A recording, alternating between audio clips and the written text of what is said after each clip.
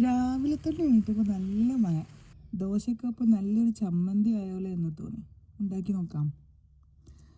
ഒരു പാനിൽ വെളിച്ചെണ്ണ ഒഴിച്ച് ചെറുതായി കഷ്ണങ്ങളാക്കിയ സവാളയും പച്ചമുളകും തക്കാളി അരിഞ്ഞതും ഇട്ട് ഒന്ന് വഴറ്റിയെടുക്കാം.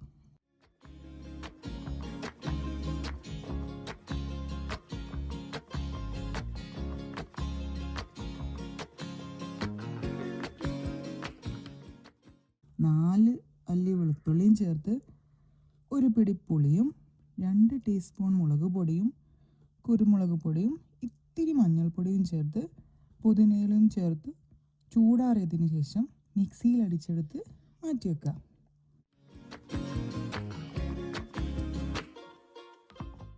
ഇനി മറ്റൊരു പാനിൽ വെളിച്ചെണ്ണ ചൂടാക്കി കടുക് പൊട്ടിച്ച് കറിവേപ്പിലയും ചേർത്ത് മൂപ്പിച്ചതിന് ശേഷം നമ്മൾ മുന്നേ മിക്സിയിൽ പേസ്റ്റാക്കി വെച്ച ചമ്മന്തി ഇല്ലേ, അതൊന്ന് ഈ പാനിലേക്ക് ഒഴിച്ച് ഒന്ന് റെഡിയാക്കി എടുക്കാം.